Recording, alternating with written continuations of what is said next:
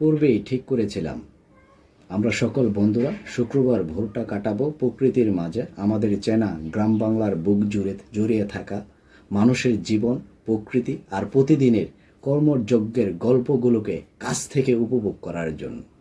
ভোরের স্নিগ্ধ আলো আমরা হাজির হলাম মানিকপুর ব্রিজে। ব্রিজে এসে দেখে একজন বৃদ্ধ মাচায় বসে আছে।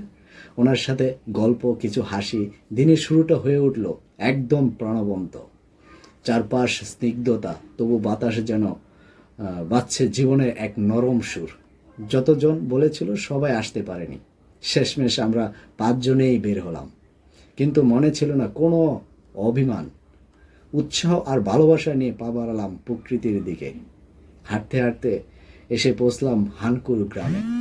সবুজ এমন বিস্তার যেন চোখে নয়, হৃদয়ে ছুঁয়ে যায়। মনে হচ্ছিল এটাই বুঝি সবুজের রাজধানী। পথ চলতে চলতে পৌঁছলাম বাগলা পেরোতেই দেখা গেল সকালের সূর্য চারপাশে রাঙিয়ে তুলেছে সোনালি রঙে।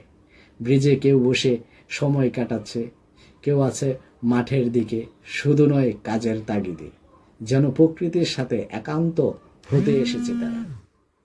মালিবনের সৌন্দর্য আমাদের থামিয়ে দেয়। সবুজে ঘেরা সেই দৃশ্য যেন সময়কে একটু থামিয়ে দেয় উপভোগ করার জন্য। এরপর গিয়ে পৌঁছলাম রহিলা বটতলা। এ জন্য গ্রামের এক প্রাণবন্ত সকাল। কেউ বিক্রি করছে তরতাজা শাকসবজি, কেউ বা ছুটছে কাজে। সবার মুখে এক ধরনের প্রশান্তি লক্ষ্য করা যাচ্ছে। চোখে পড়ল এক 90 বছর বয়সের বৃদ্ধ। বৈশাখের কড়া রোদ মাথায় নিয়ে হাতে কাজ। এমন দৃশ্য শিখিয়ে দেয় জীবন মানেই তো চলার নাম, পরিশ্রম মানেই জীবনের সম্মান। এরপর এলাম আগলা গ্রামে। বিশাল ফসলের মাঠের মাঝখানে আঁকাবাঁকা পথ। সেই পথের মাঝেই কিছু সময় থেমে আমরা নিলাম প্রশান্তির নিঃশ্বাস। কারো মুখে আনন্দে গান, কেউ বা শরীর চর্চায় মগ্ন। প্রকৃতির বুকে এমন সময় অবশ্যই আমাদের জন্য উপহার। ফিরে আসার পথে চোখে পড়ল কেউ ভ্যানে ফসল নিয়ে যাচ্ছে, কেউ ধান কাজ করার ব্যস্ত।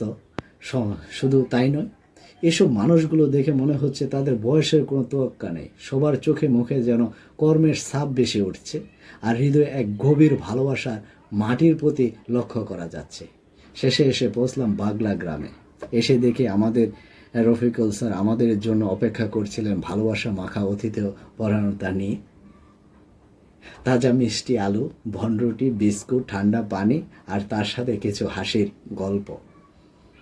আর আসার পথে সেখান থেকে গল্প টল্প করে স্যারের সাথে আমরা যখন ব্রিজের পাড়ে এদিকে আসছিলাম, তখন প্রতিমধ্যে দেখলাম জঙ্গলি ফল। স্থানীয় ভাষায় এটা অন্য একটা নাম বলে, ওটা নাই বললাম। আমরা যেন সেই শৈশবে ফিরে গেলাম। সবাই আনন্দ উৎসাহে গাছ থেকে লাফালাফি করে আমরা সেই জঙ্গলি ফল পাড়তেছি ছোটোবেলার মধ্যে। কেউ গাছ ধরে টানছি।